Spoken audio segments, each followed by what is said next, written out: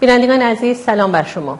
در حاشیه کنفرانسی به مناسبت روز جهانی زن در پاریس در خدمت شما هستیم.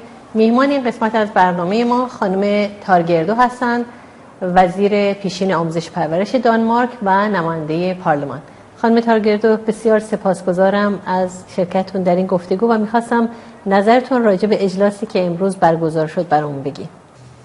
I think this conference was remarkable for me. It's the first time I attend to this conference, and what you are conducting for fighting for peace, for democracy, for women's rights, it's both courageous but also admirable what you are doing here, and under the remarkable woman also as well, Mariam Rajavan. So she's wonderful, and what you have been doing here is something that I think people more around. I come from Europe. That people more in Europe and all over the world should more know. Democratic countries like mine, Iceland, it's one of the oldest democracies in the world, and you are focusing on issues which are very important for us in Iceland, especially for women, gender equality, and I was very happy to see that brought very clearly down in the 10 points plan from 2006, where you clearly say that gender equality is one of the cornerstones in your policy. So, but the conference was nice people, and it's always good to know something new in other countries' cultures. خانم تارگردو، می‌خواستم ازتون سوال کنم درباره عقایدی که خانم مریم رجوی امروز مطرح کردن در مورد مبارزه با بنیادگرایی و در مورد برابری زنان و مردان. نظرتون راجع به نظرگاه‌های خانم مریم رجوی چی هست؟ My opinion is that this, I think it's a plan. It's these 10 points are points that I think every democracy, at least in the Western world, would be very, very proud of, because they are thinking and they are taking care of the people, how they are trying to move the societies towards for greater societies, kinder societies, and giving the people opportunity to vote, for the women to marry whom they want to. And especially what is important are these issues like full freedom of expression, religion and other values that we in the Western countries we take for granted, but they are surely not for granted. And what you are doing now, you are taking a fight, courageous fight for freedom of religion, expression, and for women all over the world, not just in Iran. It's important for women and for all decent people around the world. This fight, what you are showing us, it's important. خانم تارگردو، شما چه مدت با مقاومت ایران آشنا شدید؟ I have been following foreign politics for a very long time. From my point of view, I joined my party. It's the Independence Party from Iceland. It's a moderate party, middle-right party, rather conservative though.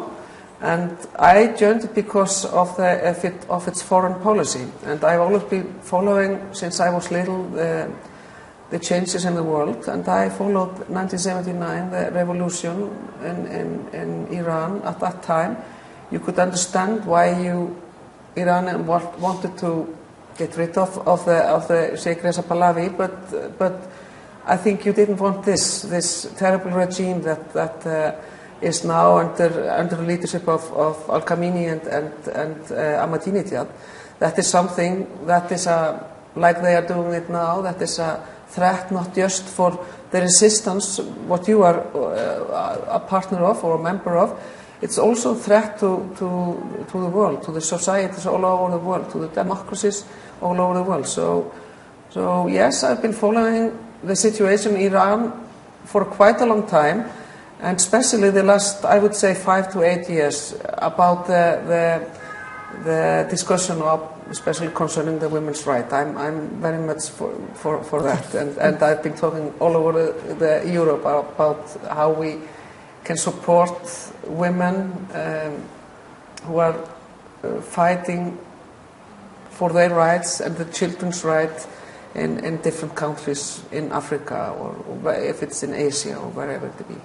نظرتون چیه نقشی که زنان دارن در مقاومت ایران با توجه به اینکه خب ایران یک کشوری است در منطقه خاورمیانه و بخشی از این مقاومت هم مسلمان هستن و بعد زنان در اون چنین نقشی دارن، نظرتون چی هست؟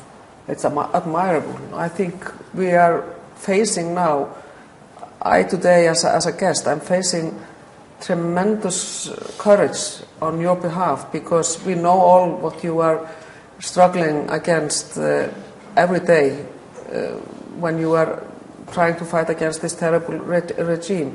So I think you are in a difficult situation, but you are very consistent, and I think it's no coincidence that this resistant group is the biggest, it's the most important one for Iran, and it's led by a woman. And what I noticed when I started to follow you, there are women everywhere, and I think one of the things, with all respect to the men that are also here, and I've been meeting also today, I think it is very important for the power of this resistance that we have women on key position inside the resistance. So I think I'm always optimistic, not opportunist, I'm optimistic, and I think because of this, women are normally very well organized, they are positive, but they are also very realistic as well. And I am seeing a change, at least hoping, and I will fight also with you for a change in the near future in Iran. And I think there will be women will play the key role of this change, and people around the world will believe in that change. I think that is also important. People around the world, whether it's in Europe or in the States or in South America, Africa, people will believe in it if the women are on the forefront of the resistance. I think that is also very important. خانم تارگردو، حتما میدونید که 1000 زن مجاهد خلق در کمپ اشرف و لیبرتی هستند و در واقع اونجا پیشتازان پایداری مردم ایران هستند. فکر میکنید انتخابی که اونا کردن برای ادامه مبارزشون در اونجا به رغم همه سختی ها چه تأثیراتی میتونه رو جامعه ایران داشته باشه؟ I think it's for us around the world. I think it's something that we are not allowed to forget and say, oh, UN will have a solution to this. We have to support you here in this resistance, Madam Rajavi, and all of you, to have these, not just the 1,000 women in Camp Liberty, but the 3,000 people that are living there, also men.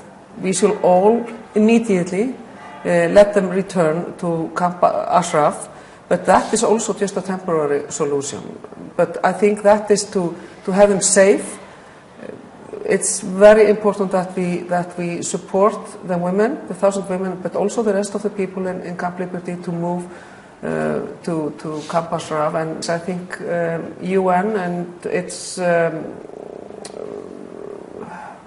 representatives here in Iraq, being it Martin Copper or whoever it is, they have not lived up to their obligations in this situation.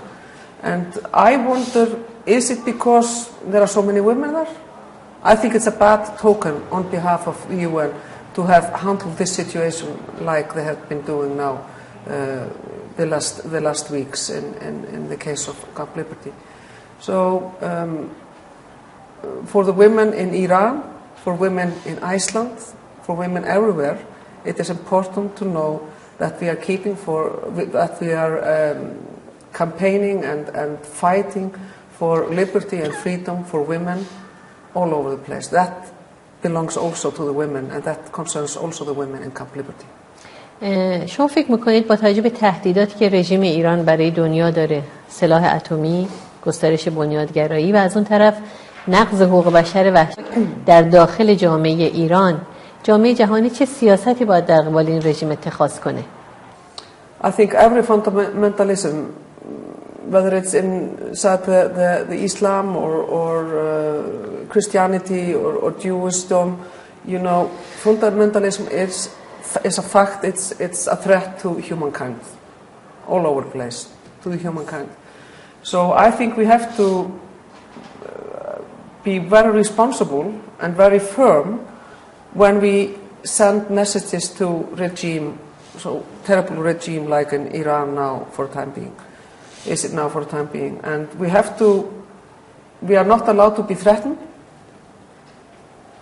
Though we are living in Europe or wherever we are living, we are not allowed to be threatened by a regime like that. We have to keep focused and send these people, this nation, or this regime. The nation is wonderful, and that is also very important. That sometimes in the Western communities I hear, you know, everyone talks about the Iranian, that they are bad because of the bad regime. That is not like that, you know. That is not the nation to blame.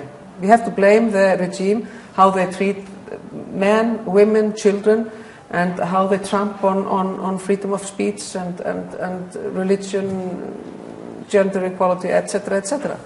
So, though we have to be tolerant, have tolerance in some certain kind of view, we are not allowed to show tolerance against fascism and fundamentalism. It's a very close connection there between. Yes. Thank you so much for being with us for this interview. Thank you. Thank you very much.